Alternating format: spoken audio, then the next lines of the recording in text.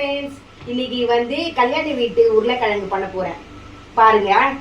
அதுக்கு முதல்ல வந்து கடாய் வச்சுட்டு ஒரு 4-5 ஸ்பூன் எண்ணெய் ஊற்றிட்டு கடுகு போட போறேன் பாருங்க. கடுகு பொரிஞ்சதுக்கு அப்புறம் பட்டை, கிராம்பு, ஏலக்காய் எல்லாம் போட்டு வெங்காயம் போடணும். சரிங்களா? வெங்காயம், பச்சை மிளகாய் இதை வதக்கணும். இப்போது நம்ம வெங்காயம் போட்டுக்கோங்களா, வதக்கணும். சரிங்களா? இது வதங்கினே இருக்கட்டும். அதுக்குள்ளே நம்ம கொஞ்சம் இஞ்சி பூண்டு பேஸ்ட்டு போட்டுப்போம். சரிங்களா? இஞ்சி பூண்டு பேஸ்ட்டு 1 ஸ்பூன் போட்டிருக்கேன். இது கொஞ்சம் பச்சை வாசனை மாறுற வரையும் நம்ம கலரிட்டே இருக்கணும்.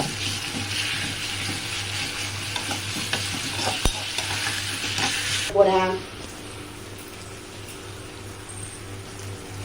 இவருங்க தக்காளி போட போகிறேன்.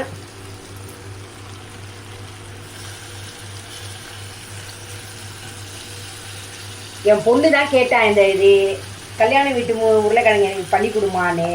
அதனால் நான் எப்பயுமே சாதாவாக உருளைக்கிழங்கு பண்ணுவேன். இன்றைக்கி வந்து கல்யாண வீட்டு உருளைக்கிழங்கு பண்ணலான்னு சொல்லிட்டு பண்ணுறேன் பாருங்கள்.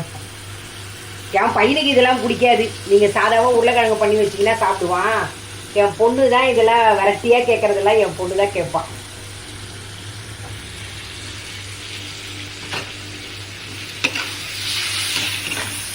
பாருங்க, தக்காளி வெங்காயம் வதங்கிட்டுருக்கேன். இப்போ இதில் வந்து கரைவேப்பிலை கொத்தமல்லிலாம் போட்டுக்க போகிறேன். சரிங்களா? இது பாருங்க, கரைவேப்பிலை கொத்தமல்லி,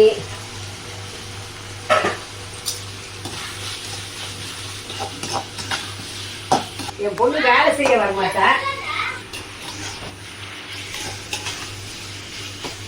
வரமாட்டா, என் பையனும் அப்படிதான். சரிங்களா? சாப்பிட கூப்பிட்டீங்கன்னா என் பையன் சாப்பாடுனா ஓடுவான். இப்போ வந்து பட்டாணி கொஞ்சம் நான் ஊற வச்சு அவிச்சு வச்சிருக்கேன் பாருங்க. பட்டாணி போடுறேன்.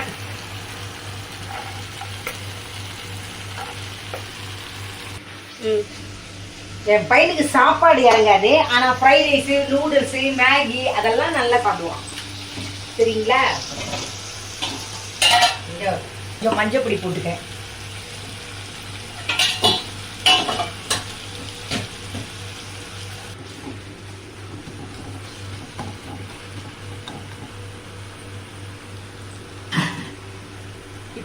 இப்போ தனியா பவுடர் போட போறேன். 1 ஸ்பூன் தனியா பவுடரு,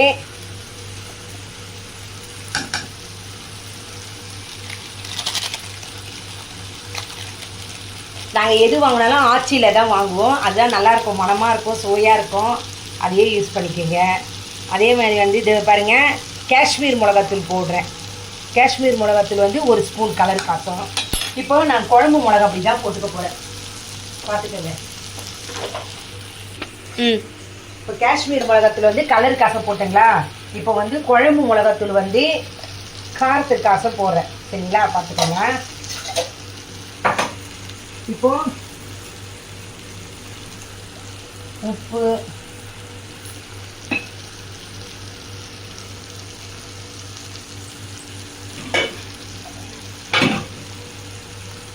தண்ணி, இது கொஞ்சம் கொதிச்சு இதுவும் ஆகிற வரையும் பார்த்துக்கணும்.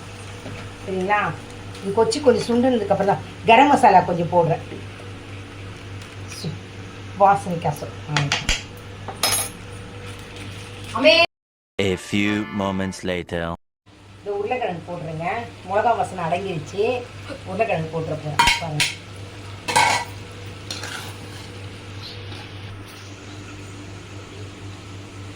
போட்ட உருளைக்கிழங்கு இந்த பாருங்க,